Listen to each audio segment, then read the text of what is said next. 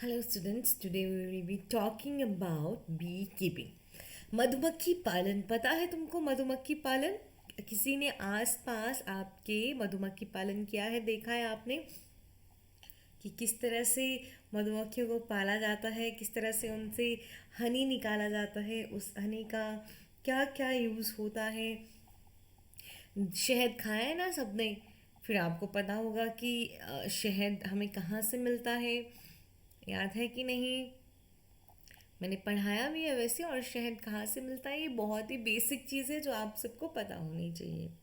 चलिए, तो एपीकल्चर जो हम कहते हैं वो हम मधुमक्खी पालन को ही एपीकल्चर कहते हैं, भूलेंगे नहीं। बताएंगे मुझे एपीकल्चर क्या होता है। मधुमक्खी पालन को एपीकल्चर कहा जाता है, बी कीपिंग और एपीकल्चर। अब एग्जैक्टली एपीकल्चर में क्या किया जाता है? इसमें it is the maintenance of hives of honey bees for the production of honey।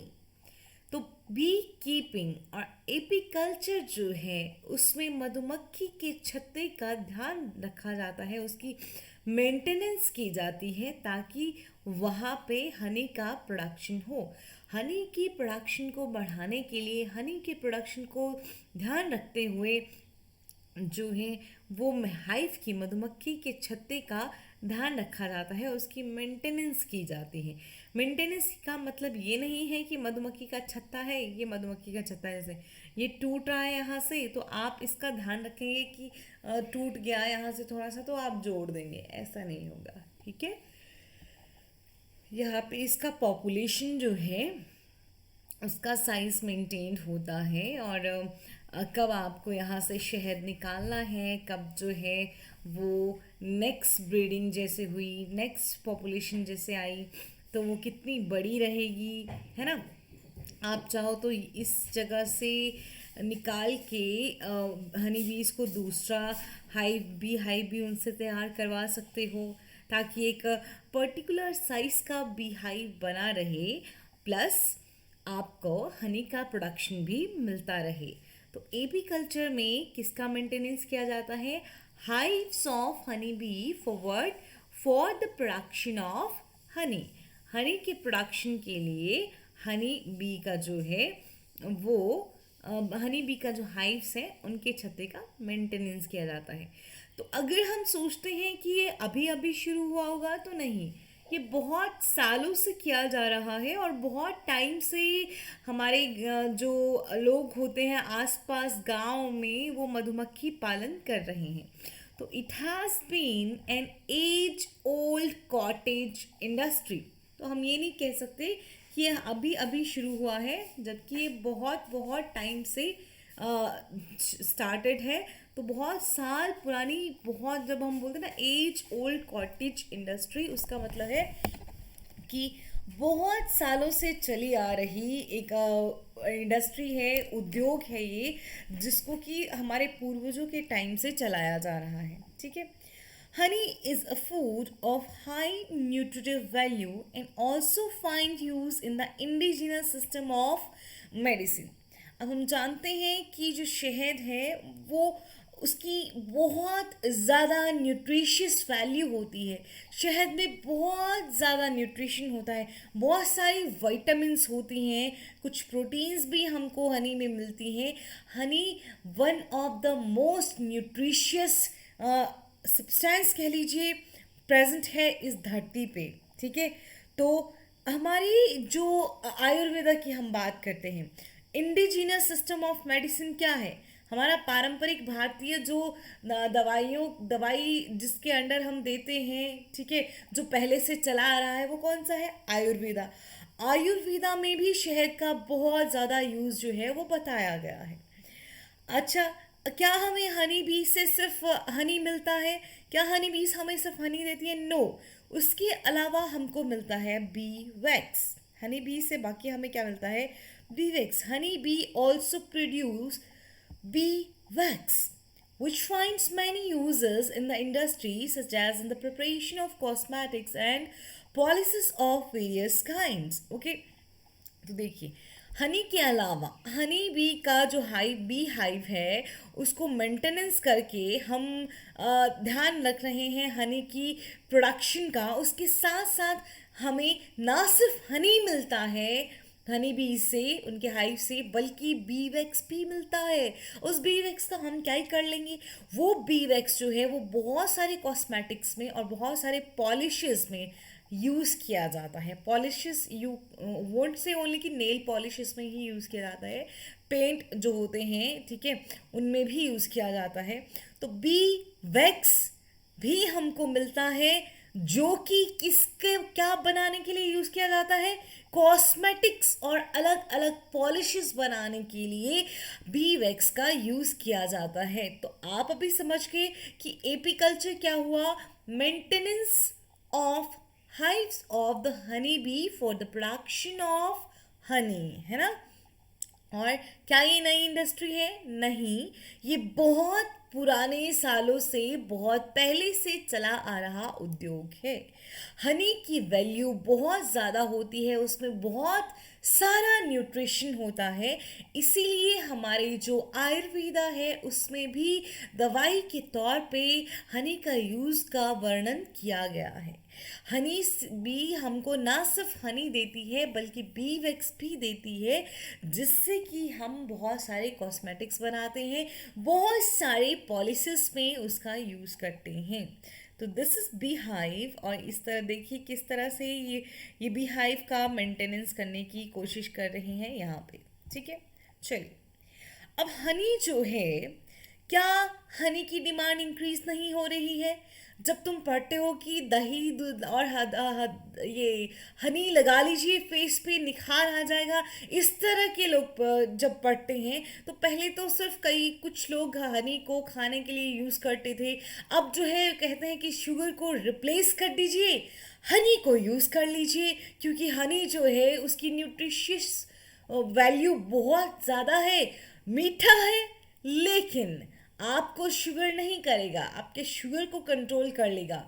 उसमें जो जिस तरह का शुगर हमको चीनी में देखने को मिलता है, नॉर्मल शुगर जो हम खाते हैं उसमें देखने को मिलता है, उस तरह का शुगर हनी में नहीं होता है। वो मीठा है लेकिन हेल्दी है बहुत। तो कुछ देखिए, कॉस्मेटिक्स में यूज़ की वजह से फिर कहते हैं वेट लॉस कर लीजिए तो गर्म पानी और हनी पीजिए। तो इस तरह की चीज़ों की वजह से जो है, उसकी हाई न्यूट्रिशियस वैल्यू की वजह से जो है, वो हनी की डिमांड बहुत बढ़ने लगी, बहुत ज़्यादा बढ़ने लगी। अब जब हनी की डिमांड बढ़ेगी तो क्या बी कीपिंग की प्रैक्टिसेस को ज़्यादा नहीं किया जाएगा? क्या ज़्यादा से ज़्यादा लोग जो है वो मधुमक्खी पालन नहीं करेंगे? ज़्यादा से ज़्यादा लोग मधुमक्खी पालन करेंगे ताकि ज़्यादा से ज़्यादा जो है वो हनी प्रोड्यूस किया जा सके, ठीक है। तो इसी तरह से ये हनी की डिमांड इंक्रीज होने की वजह से बी कीपिंग जो है, एपी कल्चर जो है, आज एक एस्टेब्लिश्ड उद्योग है। लोग बी कीपिंग करते हैं, उससे बहुत सारा पैसा कमाते हैं। ओके, तो देखिए, the increased demand of honey has led to large scale beekeeping practices. It has become an established income generating industry, whether practiced on small or on a large scale, ठीक है। हनी में, शहद में डिमांड इंक्रीज होने की वजह से बहुत सारे लोग जो हैं वो बी कीपिंग करने लगे, हनी बी को रखने लगे, बी कीपिंग प्रैक्टिसेस फॉलो करने लगे। तो ये एक अच्छा खासा इनकम का सोर्स बन चुका है, अच्छा खासा एक एस्टेब्लिश्ड उद्योग बन चुका है, जिससे लोगों को इनकम होती है। ना सिर्फ बड़े स्केल पे इसका औद्योगिकरण किया गया है, बल्कि छोटे छोटे स्केल पे भी बहुत सारे लोग जो है वो एपी कल्चर करते हैं और सबको सबको इससे बेनिफिट होता है। चलिए, अब देखिए, अब बी कीपिंग तो आप करेंगे, आपने कहा कि मधुमक्खी के छत्ते को मेंटेन रखना है, लेकिन आप मधुमक्खी के छत्ते को मेंटेन कैसे रखेंगे? अगर एक मधुमक्खी जो है उसमें मधुमक्खी ने एक मधुमक्खी का छत्ता जो है उसमें सफिशिएंट मधुमक्खियाँ होनी चाहिए, है ना। फिर उसके उनको अच्छे से खाना पानी मिलना चाहिए, खाना उनको अच्छा अच्छा मिलना चाहिए, ताकि वो अच्छा अच्छा हनी प्रोड्यूस करें। अब आप जानते हैं कि मधुमक्खियों का खाना क्या होता है, बताइए। मधुमक्खियों का खाना होता है जो पेड़ों पे पॉलन ग्रेन्स लगते हैं, है ना, जो फ्रूट्स होते हैं, फिर जो आसपास बहुत सारे झाड़ीदार पौधे होते हैं उन पे भी बहुत सारे पॉलन ग्रेन्स लगते हैं, ठीक है। फिर जो आपने फसलें बोई होती हैं, कल्टीवेटेड क्रॉप्स होती हैं, वो क्या है, ये सब मधुमक्खी का खाना है। वहां से मधुमक्खियां क्या लेके आती हैं, उनके फूल से मेनली क्या लेके आती हैं, जहां भी उनको जूस मिलता है, देखो फ्लावर्स में उनको नेक्टर मिलता है, तो नेक्टर लेके आती हैं मधुमक्खियां, है ना। पॉलन ग्रेन्स लेके आती हैं, जहां भी उनको जूसी सा कोई सब्सटेंस मिलता है तो उसको लेके आते हैं। आप क्या चाहिए कि जहाँ भी आपका बी हाइव है, मधुमक्खी का छत्ता है, उसके आसपास अच्छे अच्छे जो है वो प्लांट्स हो, जिनका अच्छे जिनमें पहले अच्छा न्यूट्रिशन हो, अच्छी उनकी वैल्यू हो, ताकि उन प्लांट्स के पॉलन पे फीड करके हनी बी जो है वो हनी बनाएगी, उसकी हनी की वैल्यू उतनी ही ज़्यादा रहेगी, ठीक है। देखिए, beekeeping can be practiced in any area where there are sufficient bee pastures of some wild shrubs, fruit orchards, and cultivated crops. The most important thing you should remember here is bee pastures या bee pasturage, RAGE कभी कभी कहा जाता है। तो B पास्चुरेज हो गया honey bee का जो खाना है, ठीक है। तो देखिए, बी कीपिंग को उसी जगह पे किया जा सकता है, एपी कल्चर को वहीं प्रैक्टिस किया जा सकता है जहाँ पे सफिशिएंट बी पास्चुरेज हो, मतलब हनी बी के खाने के लिए सफिशिएंट मटेरियल हो, सब उसका अच्छे से पॉलन ग्रेन्स हो, नेक्टर हो, जूसी सब्सटेंसेस हो, जो कि क्या होता है, of some wild shrubs, fruit orchids and cultivated crops, मतलब आसपास देखिए, आपने जहाँ मधुमक्खी पालन शुरू किया है वहाँ आसपास अच्छी अच्छी फसलें जो हैं वो बोई गई हों, अच्छे अच्छे जो हैं श्रब्स हों, झाड़ीदार पौधे हों, और बहुत सारे फ्रूट जो हैं वो लगे हों, फ्रूट ऑर्किड्स हों, है ना, बहुत सारे फ्लावर्स होंगे, कल्टीवेटेड क्रॉप्स होंगी, वाइल्ड श्रब्स होंगे, बहुत सारे फ्लावर्स होंगे, है ना। तो उन फ्लावर्स पे जाके पॉलन ग्रेन खा लेगी मधुमक्खी, उसके साथ साथ नेक्टर में वो वहाँ से रिसीव करेगी। There are several species of honeybees which can be reared. बहुत सारी स्पीसीज होती हैं हनी बीज की जिनका हम पालन कर सकते हैं, ठीक है, जिनको हम पाल पोस सकते हैं। अब ये एनसीईआरटी ने इतना तो कह दिया कि हनी बी की बहुत सारी स्पीसीज हैं जिनको हम पाल सकते हैं, लेकिन वो स्पीसीज सारी की सारी मेंशन नहीं की हैं। अब इस चैप्टर का जब भी हम एक्स्ट्रा स्ट्रोक लेक्चर लेंगे तो जो भी एक्स्ट्रा इम्पॉर्टेंट पॉइंट्स होंगे उस लेक्चर के दौरान हम पूरा करेंगे। तब तक आपको जितना एनसीईआरटी से करवाया जा रहा है आप उतना करेंगे और ध्यान से इसको पढ़ेंगे, ओके। तो सबसे कॉमन जो स्पीसीज आ गई वो कौन सी होगी, apis indica. Of these the most common species is apis indica. देखिए, हमने क्या पढ़ा कि हनी बीज की बहुत सारी स्पीसीज होती हैं, बहुत सारी स्पीसीज, लेकिन उनमें भारत में जो सबसे कॉमनली पाई जाती है वो है एपीस इंडिका। अब मधुमक्खी का छत्ता लोग नॉर्मली कहाँ कहाँ रखते हैं। अच्छा, हमने ये तो सीख लिया कि मधुमक्खी का छत्ता है उसको मेंटेन रखना है। मेंटेन रखने का मतलब है कि उसमें सही से हनी जो बीज हैं वो रहें, फिर उनको ऐसी जगह रखा जाए जहाँ पे उनको सही से खाना पानी मिले, ताकि और अच्छे से वो फ्लोरिश करें और अच्छा अच्छा हनी प्रोड्यूस करें। लेकिन ये मधुमक्खी के छत्ते को रखना कहाँ है। देखिए, मधुमक्खी का छत्ता आप अपने छत पे रख सकते हैं, छत पे ऐसे छत से लटका हुआ मिल सकता है। फिर आपके वरांडास जो होते हैं, आपके घर का आंगन जो होता है, वहाँ कहीं आप उसको मेंटेन करके रख सकते हैं। आपके घर के बाहर पेड़ है, जैसे इस तरह से ये है, वहाँ आप इसको मेंटेन करके रख सकते हैं, है ना। तो bee hives can be kept in one's courtyard, किसी के आंगन में, या वरांडा ऑफ द हाउस, और इवन ऑन द रूफ, है ना। तो बाहर आंगन में रख दीजिए, बरामदे में अपने आप रख सकते हैं, और घर की छत पे भी रख सकते हैं, ठीक है। अब देखिए, लोग आपके घर पे आने से डरेंगे कि अरे ये लोग मधुमक्खी पालन करते हैं, अगर हमने काट दिया तो वो मधुमक्खी पालन हो ना हो, वो लोग ठीक ठाक फिर बीमार हो जाएंगे। बीमार इन द सेंस उनको थोड़ा दर्द रहेगा और स्वेलिंग आ जाती है जहाँ पे मधुमक्खी काटती है ना। तो पर ऐसा नहीं है कि बहुत ज़्यादा लेबर का काम होता है। मधुमक्खी पालन बहुत ज़्यादा लेबर का काम नहीं है, it is not labour intensive. Okay, ये देख सकते हैं आप, मधुमक्खी का ये बी पास्चुरेज है ना, किस तरह से वो खा रहे हैं पॉलन्स को, ठीक। तो कहाँ वाइल्ड श्रब्स हो गए, कल्टिवेटेड क्रॉप्स हो गई, फ्रूट ऑर्किड्स हो गए, ये सब होने चाहिए जहाँ पे भी आपका बी हाइव है उसके आसपास ये होना चाहिए। अब आपको बता दूँ, हनी की वैल्यू वेरी करती है। किस पे वेरी करती है कि कितना उसमें क्या कंटेंट है। लाइक आप चाहें तो केसर वाला हनी बना सकते हैं, आप चाहें तो इलायची वाला हनी बना सकते हैं, और उसमें टेस्ट आएगा इलायची का, केसर का। तो केसर का हनी बहुत महंगा रहेगा। नॉर्मल हनी आप ऐसे ही रैंडमली, मतलब जिस पे आपने बहुत ध्यान नहीं दिया है, मिक्स्ड सा हनी है, ठीक, वो थोड़ा सस्ता रहेगा। फिर डिपेंड करता है, केसर पहले ही महंगा है, केसर का हनी अगर आप बना रहे हैं तो वो और महंगा होगा। आप बोलोगे मैम क्या केसर का हनी बनाने के लिए हम हनी बना के उसमें केसर मिलाएंगे? केसर का हनी बनाने के लिए हनी में केसर मिलाने की ज़रूरत नहीं है। उसके लिए आपका बीहाइव ऐसी जगह होगा, मधुमक्खी का छत्ता ऐसी जगह पे होगा जिसके आसपास केसर की खेती की जा रही हो, इलायची की खेती की जा रही हो, कि बादाम की खेती की जा रही हो, या ऐसे किसी भी और इम्पोर्टेंट क्रॉप को जब बोया जाता है वहाँ पे बी हाइव होगा। तो उसके पॉलन पे फिर बीज जो हैं वो फीड करेंगी, उसके पॉलन को खाएंगी, तो नेचुरली उनके हनी में वो टेस्ट आएगा।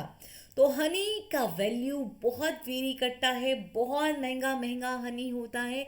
डिपेंड करता है कि बीज ने कौन से पॉलन को, कौन से फ्लावर का नेक्टर कंज्यूम करके हनी को बनाया है, ठीक है। चलिए, अब बी कीपिंग तो हो गया, लेकिन बी कीपिंग दो relatively easy does require some specialized knowledge, and there are several organizations that teach beekeeping, ठीक है। तो बी कीपिंग जो है वो रिलेटिवली काफ़ी इजी होता है, लेकिन फिर भी स्पेशलाइज्ड नॉलेज जरूर चाहिए होता है बी कीपिंग के लिए। और बहुत सारी ऑर्गेनाइजेशन हैं जो बी कीपिंग के लिए फार्मर्स को तैयार करती हैं, ठीक है। देखिए, जो बच्चा पढ़ा लिखा है, जिसको एग्रीकल्चर के बारे में नॉलेज है, जिसको हॉर्टिकल्चर के बारे में नॉलेज है, जिसका बायोलॉजी है, जिसको बी कीपिंग के बारे में नॉलेज है, वो बहुत अच्छे से कर सकता है। जिसको पॉलन के बारे में नॉलेज है, जिसको न्यूट्रिशन का पता है, वो अच्छे से बी कीपिंग कर सकता है ना। लेकिन फिर भी बाकी के फार्मर्स को भी बहुत ही ज़्यादा ऑर्गेनाइजेशंस होते हैं, अलग अलग ऑर्गेनाइजेशंस होते हैं जो कि फार्मर्स को बी कीपिंग सिखाते हैं, okay. The following points are important for successful beekeeping. तो ये जो 5 पॉइंट्स यहाँ मेंशन किए गए हैं, ये पांचों पॉइंट्स बहुत इम्पॉर्टेंट होते हैं अगर आपको सही से एपीकल्चर करना है, सही से मधुमक्खी पालन करना है। तो सबसे पहला पॉइंट इसमें आता है कि आपको बी का नेचर और उसका हैबिटेट पता होना चाहिए, उसकी हैबिट्स पता होनी चाहिए। हनी बीज की भी अलग अलग वैरायटी होती हैं, उस वैरायटी के हिसाब से हनी बीज का नेचर किस तरह से है, किस तरह से हनी बी का काम चलता है, मधुमक्खी का छत्ते में मधुमक्खी किस तरह से काम करती है, मधुमक्खी की हैबिट्स क्या क्या हैं, वो आपको जानकारी होनी चाहिए, जो स्पीसीज के अकॉर्डिंग आपको पता चलता है ना। तो knowledge of the nature and habits of honey bee. दूसरा, selection of suitable location for keeping the bee hives. जैसे आपको मधुमक्खी का नेचर और हैबिट्स पता चल गई, तो आप उनके अकॉर्डिंग एक सुटेबल जगह ढूंढेंगे जहाँ पे मधुमक्खी का छत्ता बनाया जा सकता है, जहाँ मधुमक्खी को अलाउ किया जाएगा उसका बीहाइव बनाना। ठीक है, अब देखिए तीसरा आ गया catching and hiving of swarms, group of bees. Swarming एक प्रोसेस होता है। स्वॉर्मिंग में क्या होता है कि मधुमक्खियाँ जो हैं, कुछ मधुमक्खियाँ कुछ नर्स सेल्स के साथ, कुछ ड्रोन्स के साथ एक छत्ते को छोड़ के दूसरे छत्ते में जा रही होती हैं। ये प्रोसेस होता है स्वॉर्मिंग का। तो स्वॉर्म्स क्या होते हैं? ग्रुप्स ऑफ बीज। तो स्वॉर्मिंग एक जगह से दूसरी जगह जब बीज का ग्रुप जा रहा है, हमने उसको क्या कह दिया? स्वॉर्मिंग। तो एक आपका मधुमक्खी का छत्ता है, ठीक है, और यहाँ पे बहुत सारी मधुमक्खियाँ जो हैं वो ग्रुप्स में जा रही थी। नॉर्मली इंसान डरेगा उनके पास जाने से, भागेगा वहाँ से, लेकिन आपको इन मधुमक्खियों को कैच करना आना चाहिए और आप इनको फिर भी इनको आपको पता होना चाहिए कि आपको किस तरह से हाइव में इनको प्लेस करना है। ठीक, तो पहला काम हो गया कि नेचर जानिए, हैबिट्स जानिए बीज का। दूसरा काम हो गया उनका बी हाइव किसी सही लोकेशन पे रखिए। तीसरा काम हो गया अगर कोई आपको स्वॉर्म्स दिखते हैं, ग्रुप्स ऑफ बीज दिखते हैं, तो उनको पकड़िए और मधुमक्खी के छत्तों में डाल दीजिए। ठीक है, management of bee hives during different seasons. ठीक, और अलग अलग सीजन जब आते हैं तो उस दौरान आपको बीहाइव का ध्यान भी रखना है। जैसे कि आप जानते हैं कि कुछ सीजन में पॉलन ग्रेन्स नहीं होंगे, तो किस तरह से आपको उनको अच्छे तरीके से फीड कराना है, किस तरीके से मेंटेन रखना है बीहाइव को, ये आपको पता होना चाहिए। इसीलिए डिफरेंट सीजन्स में बीहाइव का मैनेजमेंट कैसे किया जाए, ये जानकारी भी एक पर्सन को होनी चाहिए who is involve in AP culture. ठीक, एंड लास्ट वन आ गया handling and collection of honey end of bees wax. तो बी वैक्स एंड हनी का कलेक्शन और बी वैक्स का कलेक्शन वो भी आपको आना चाहिए। किस तरह से उसको सही तरह से रखते हैं, कैसे उसको निकालते हैं, हैंडलिंग आ गया ना, उसको निकालना, इकट्ठा करना ताकि वो गिर ना जाए, मधुमक्खी आपको काट ना ले, इन सब को ध्यान में रखते हुए आपको हनी और बीज वैक्स को कलेक्ट करना होता है। ठीक, तो क्या जानना है? बीज का नेचर कैसा है, उनकी हैबिट्स कैसी हैं, सही जगह मधुमक्खी का छत्ता बनाने के लिए कौन सी है, ग्रुप ऑफ हनी बीज को, स्वॉर्म्स को आप कैसे पकड़ेंगे, कैसे छत्ते में डालेंगे, अलग अलग सीजन्स में कैसे आप बीहाइव का ध्यान रखेंगे, हनी का कलेक्शन कैसे करना है और बीज वैक्स का जो है वो भी कलेक्शन कैसे किया जाएगा। तो these are some of the important point which should be kept in our mind for the successful beekeeping. Okay, तो बीज जो है आप जानते हैं एंटोमोफिली, पॉलिनेशन बाय इंसेक्ट्स, और जिसमें बीज एक बहुत इंपॉर्टेंट इंसेक्ट होते हैं जो कि पॉलिनेशन करवाते हैं, और ये यील्ड के लिए जो पॉलिनेशन का काम करते हैं, इससे यील्ड इंक्रीज होती है, जो आपका फसल का होगा वो भी बढ़ेगा उत्पाद, और हनी बी की यील्ड भी इंक्रीज होगी। तो चलिए देखिए पढ़ते हैं ये पॉइंट यहाँ पे। ठीक है, bees are the pollinators of many of our crop species such as sunflower, brassica, apple, pear. किस किस का बोला कि बहुत सारे हमारी फसलों का पॉलिनेटर होता है honey bee, sunflower, brassica, apple and पियर।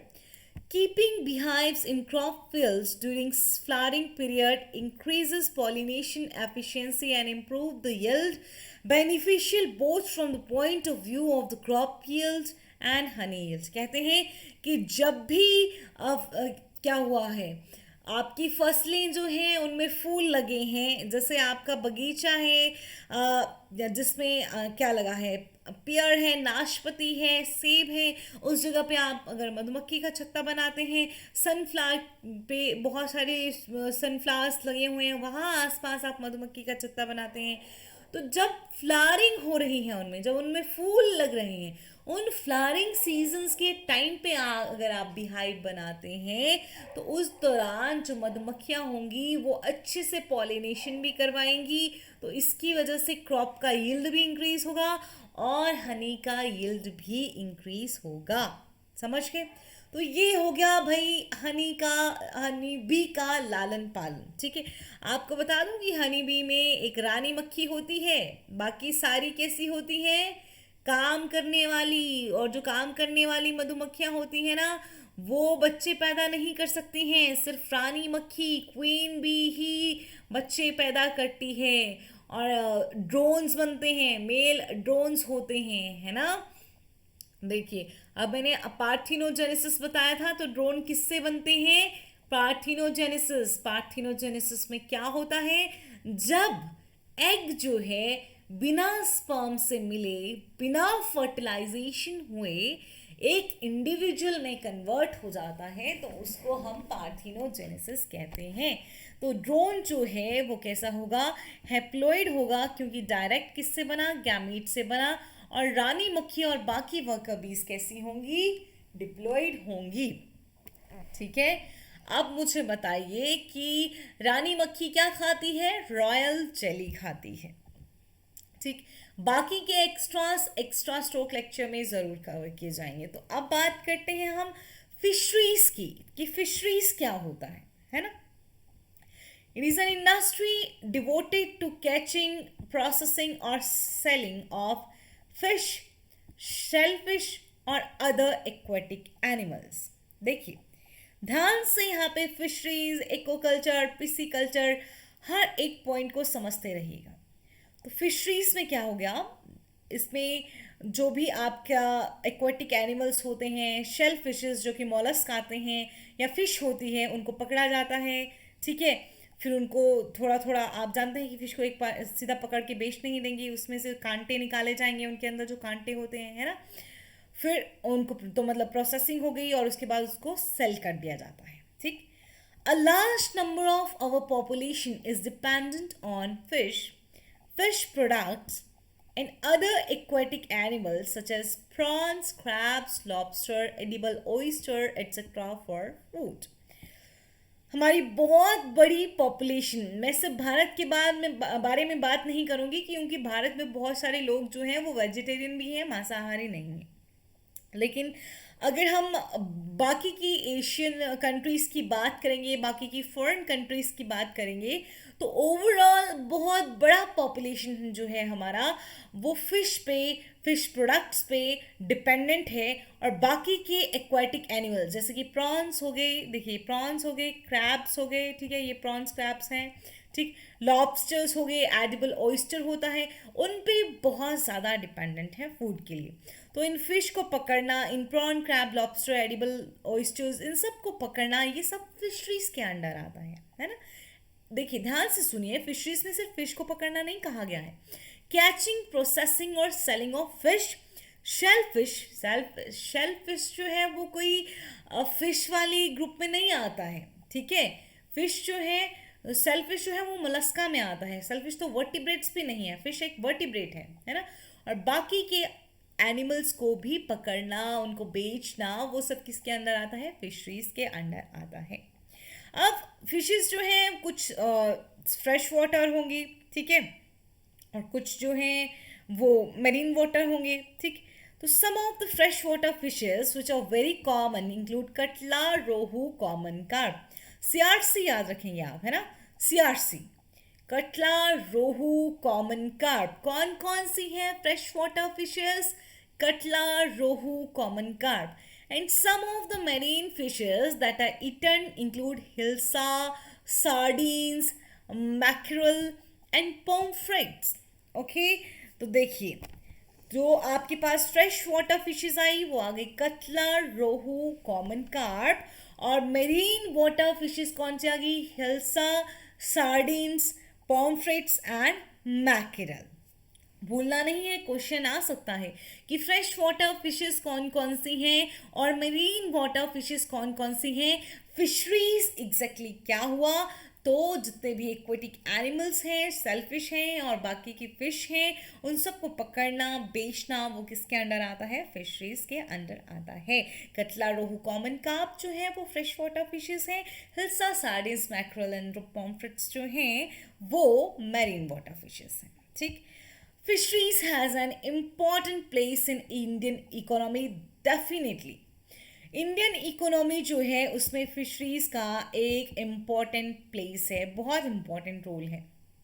ठीक है, लेकिन आपको बता दूं कि जिस तरह से हमारे टेक्नोलॉजी इंक्रीज हुई है ना, पहले हमारे सीज में बहुत सारी मछलियां होती थी, बहुत सारी मछलियां, क्योंकि जो मछुआरे थे वो सिर्फ किनारे किनारे से मछलियां पकड़ पाते थे। लेकिन अब तो टेक्निक इस तरह से बढ़ गई है, शिप बन गई, फिर मछलियों को पकड़ने के तरीके बदल गए, तो अब तो बीच समुंदर में जाके इतनी सारी मछलियों को पकड़ा जाता है। तो कोस्टल रीजन पे तो अब उतनी मछलियां मिलती ही नहीं है, और समुद्र के अंदर जाके भी उतनी मछलियां नहीं मिलती जितनी पहले मिला करती थी। ठीक। हालांकि हम देखते हैं कि इन डिस्कवरी पे अगर हम देखेंगे तो वो भी हमें तब भी बहुत ज़्यादा मछलियाँ लगेगी, लेकिन वो ज़्यादा नहीं है, वो बहुत कम हो चुकी हैं, है ना।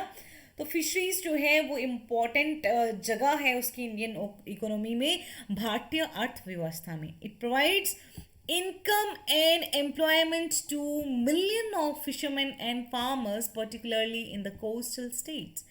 कोस्टल स्टेट्स वो राज्य होते हैं जो समुद्र के आसपास बने हुए हैं। तो समुद्र के आसपास के राज्य जो हैं वहाँ के फार्मर्स के लिए, फिशरमैन के लिए ये इनकम का और रोज़गार का एक अच्छा सोर्स है। और कई जगह तो ये है, for many it is the only source of their livelihood. और कुछ लोगों के लिए तो ये इकलौता सोर्स है उनकी ज़िंदगी जीने के लिए, उनके जीवन यापन के लिए लोगों को ये एक अकेला सोर्स है। ठीक। In order to meet the increasing demands on fisheries, different techniques have been employed to increase production. तो क्या किया गया है फिशरीज का, अब फिश का भी लोग बहुत डिमांड बढ़ गया है, बहुत लोग फिश खाते हैं, तो अलग अलग टेक्निक्स यूज़ की जा रही हैं ताकि फिश के प्रोडक्शन को भी इंक्रीज किया जा सके, है ना। चलिए, for example, through aquaculture and pisciculture, we have been able to increase the production of aquatic plants and animals, both freshwater and marine. तो सबसे important बोल रहे हैं ये फिशरीज के लिए हम क्या कर सकते हैं, एक्वाकल्चर एंड पिसिकल्चर कर सकते हैं। ठीक। अब ये एक्वाकल्चर क्या हुआ और पिसिकल्चर क्या हुआ, देखिए क्या लिखा है। For example, through aquaculture and pisciculture, we have been able to increase the production of aquatic plants and animals, both freshwater and marine water. ठीक है। तो क्या बोलते हैं कि एक्वाकल्चर और पिसिकल्चर से हम जो हैं एक्वाटिक प्लांट्स और एनिमल्स का प्रोडक्शन को इंक्रीज कर सकते हैं, चाहे फिर वो फ्रेश वाटर हो या चाहे फिर वो मेरीन वाटर हो। ठीक। अब बेटा ध्यान से सुनिएगा, एक्वाकल्चर और पिसिकल्चर से एक्वाटिक प्लांट भी कहा और एक्वाटिक एनिमल्स भी कहा। अब क्वेश्चन आता है कि find out the difference between pisciculture and aquaculture. Pisciculture aquaculture दोनों मिला के फिशरीज का ही पार्ट है। फिशरीज में आप फिशेस का भी लालन पालन बोल रहे हैं, बाकी के एक्वाटिक एनिमल्स का भी बोल रहे हैं। ठीक। पिसिकल्चर मोर एप्रोप्रिएटली आता है रियरिंग, कैचिंग ऑफ फिशेस, मछलियों का सिर्फ और सिर्फ मछलियों का पालन पोषण, रियरिंग ऑफ फिशेस, उसको कहते हैं हम पिसिकल्चर। सिर्फ और सिर्फ फिशेस पाली जाएंगी, बाकी कुछ भी इसके अलावा दूसरा कोई ग्रुप नहीं होगा, जैसे कि लॉबस्टर, क्रैब्स, ये सब नहीं होंगे, है ना। लेकिन एक्वाकल्चर में फिश के अलावा भी दूसरे एक्वाटिक एनिमल्स को भी पाला पोसा जा सकता है, जैसे कि प्रॉन्स को, ऑयस्टर्स को, जो आपने पढ़े थे अभी, क्रैब्स को, उनको भी पाला पोसा जा सकता है, चाहे मरीन वाटर में हो चाहे फ्रेश वाटर में हो, है ना। तो ये हो गया पिसिकल्चर में, जैसे आपने फ्रेश वाटर में या समुद्र में एक एरिया सेलेक्ट कर दिया जहाँ पे आपने खुद मछलियों का पहले इंट्रोडक्शन किया, खुद मछलियाँ डाली, फिर वहाँ पे आप रेगुलर उनको दाना पानी दे रहे हो, हर चीज़ का ध्यान रख रहे हो, तो सी के उस हिस्से में मछलियाँ बहुत ज़्यादा होंगी। ठीक। या फिर आप फ्रेश वाटर में भी कर सकते हो, लेकिन जब आप सिर्फ मछलियों का पालन पोषण कर रहे हैं तो वो है पिसिकल्चर। ठीक। अब देखिए यहाँ पे ये है, देखिए एक्वाकल्चर है, फ्रेश वाटर को अगर आप यूज़ कर रहे हैं, मैरीन वाटर भी यूज़ कर सकते हैं, लेकिन मछलियों के अलावा भी दूसरे एनिमल्स का पालन पोषण कर रहे हैं तो वो है एक्वाकल्चर। ध्यान रखेंगे, पिसिकल्चर में सिर्फ और सिर्फ मछलियों का पालन पोषण किया जाता है। ठीक है। चलिए देखिए, This has led to the development and flourishing of the fishery industry, and it has brought a lot of income to the farmers in particular and country in particular and the country in general. देखिए क्या हुआ है, क्योंकि fisheries का demand बढ़ा है, हमने pisciculture सीखा है, हमने एक्वा कल्चर सीखा है, तो अच्छे से जो मछलियों का जो उद्योग है, इंडस्ट्री है, वो बहुत अच्छे से फ्लोरिश कर रही है। और इसकी वजह से पर्टिकुलरली जो फार्मर्स हैं उनको अच्छा खासा इनकम मिला है, जो फिशरमैन हैं उनको अच्छा खासा इनकम मिला है, और इसी वजह से कंट्री को भी कहीं ना कहीं मुनाफा हुआ है। We now talk about Blue Revolution as being implemented along the same line as Green Revolution. What is Green Revolution? हरित क्रांति, ग्रीन रेवोल्यूशन के बारे में डिटेल में पढ़ेंगे। ग्रीन रेवोल्यूशन क्या होता है? हरित क्रांति आपकी फूड क्रॉप्स में प्रोडक्शन, आपकी फूड क्रॉप्स जो हैं उनकी प्रोडक्शन में इंक्रीज को कहते हैं ग्रीन रेवोल्यूशन। ठीक है, ग्रीन रेवोल्यूशन मतलब हरित क्रांति। और ब्लू रेवोल्यूशन होता है, बोलिए अभी क्या पढ़ा? मछलियाँ। ठीक है, फिश प्रोडक्शन में इंक्रीज को और एक्वा कल्चर इंडस्ट्री जो है उसमें प्रोडक्शन के इंक्रीज को हम कहते हैं ब्लू रेवोल्यूशन। तो this is all for today. Next lecture में हम नेक्स्ट बात करेंगे एक्स्ट्रा